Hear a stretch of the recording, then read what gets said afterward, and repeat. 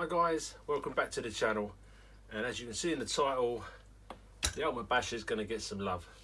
But first off, if you haven't already subscribed, please do so. Don't forget to share and give us a thumbs up and comment down below.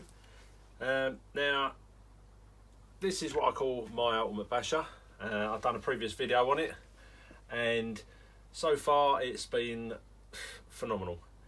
It's been a minute since I've stripped it down, done any service work on there, and it has been serving me for months and months and months with no issues.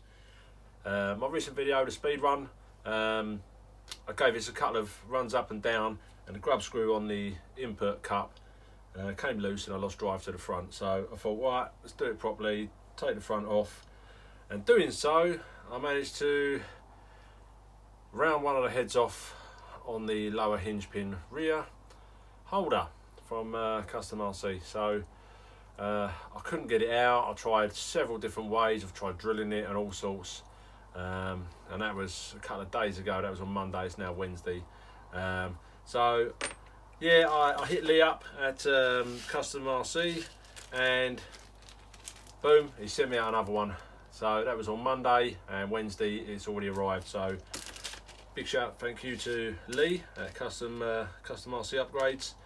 So I'm going to get that fitted up, but I thought while it's out, check the front diff, change the oils, give it a freshen up, pull out the centre, and I'll probably pull out the rear, just give it a little bit of a service, because it's been months, absolute months, and all I've done is just check screws on there, and that's pretty much it. So it's been working hard, it's done really, really well. So I'm going to tear into this, and I'll catch up with you through the teardown. Right, so this is the front diff. So I've pulled out the whole assembly, and that was the culprit there. So that's all is secure, but I've taken all this out, and I've managed to get two shims behind the bearing behind there. So now once this is pushed right down, I've got there we are, a tighter mesh there. So there's more input drive catching with the main drive than there was before, with no forward and backward motion. So, and it clears the diff case. So I've done that on the front. One thing I've never done on this before was shimming this out until I started playing around with the EXB. And then I've had a lot of experience and research and stuff. So that's the front one, so that should be better. I did also discover that if I can just pop this out, I did also discover that the four screws there, two of them, well, they were all pretty loose, but two of them had actually worked themselves up and out a bit. So lucky I did check this out, because I could have lost a bit of diff oil in there. It could have started chomping up the gears, but checked all the gears inside, gave it all a clean out, and no damage. They are absolutely perfect, and this is all tightened back down now. I put a new bearing inside there, so that's got a fresh bearing in there, two shims, and those shim sizes are 13 by 19 by 0.2. So I've got 0.4mm shim behind the input gear, bearing. So you take the bearing out and you put the shims in behind, but you have to make sure that it's not touching this part here, and it's you push that all the way back and tighten up your grub screw on here, so you don't get backwards and forwards play, and it's going to hit your case and start chewing up your case either. So that's all good. So I can put that all back together now, and then I'll make a start on pulling out the centre diff and take a look and see what that one looks like. Right, so here we are, we're back. We've got the front end all assembled, all cleaned up, all back together. I've upped this, it had 10,000 in there, I think. So I've upped that to 20,000. I've taken all the sent a diff out and given that all a refresh, changed the bearings, checked all the gears, everything in there was absolutely fine, and I've taken that from 100,000 up to I kind of mixed 100,000 and 300,000, so somewhere around about the 200,000 mark. Didn't want to go too, I love the way it handled already, just wanted to try and play around with a few other ideas. So gave it all a nice clean up while it was in there.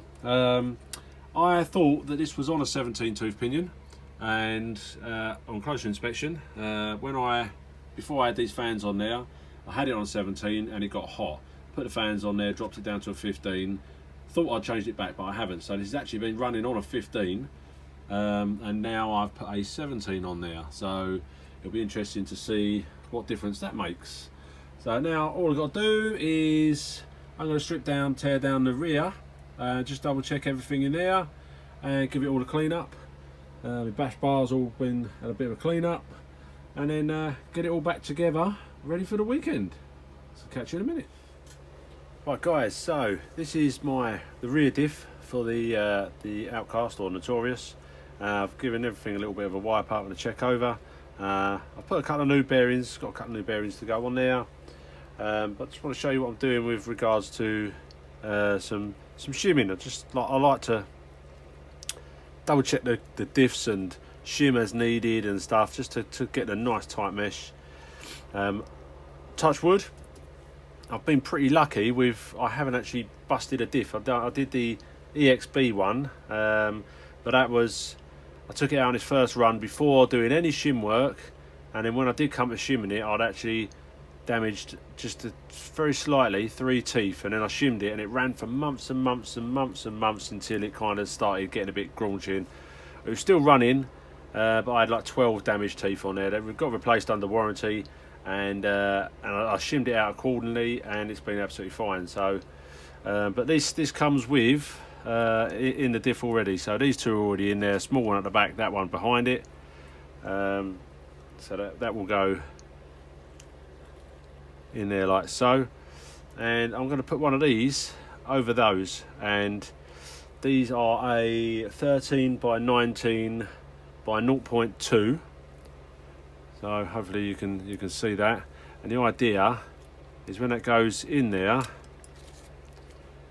that will sit, oh, apart from my screwdriver's got a magnet next to it, that will sit like that around the outside, and try and give the sun gear a bit of stability, so it lessens the chance of the sun gear sitting there and kind of moving like that over the spider gears. So try and keeping it as flat as possible and keeping it in contact without it moving or losing any teeth or chipping. So I'm going to put the pin back in there, get that all back together. The other side comes with one huge one in there anyway.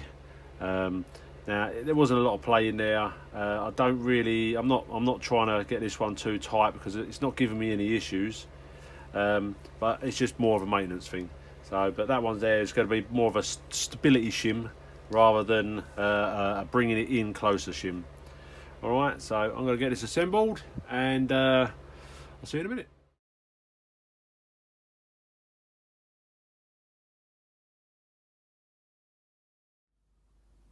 Right, so there we go guys, I've got it all back together and it's looking brand new again. It's all been cleaned up, all been done. Let's put it out of the way. Rear diff, it's all been stripped down, checked it all out, everything's fine in there. I showed you a bit about the shimming. So giving it all a nice clean up as well, and it's pretty much ready now for this weekend. I've just got to plug this back in, and we're ready to rock and roll. So hope you like that, guys. Like I said before, I know a lot of my friends, they seem to have a lot of trouble with diffs going quite a bit and stuff like that. But I've been quite lucky, whether it's where I've shimmed them out and I've looked after them and done bits and pieces. I don't know, but yeah, you look after them, you shim them out, keep a check on them, and you know, generally they should be all right. You know, it is what it is. Anyway, I hope you like the video, and don't forget to subscribe and share the videos, give us a thumbs up, and leave some comments down below. And this should be out at the weekend. See you then.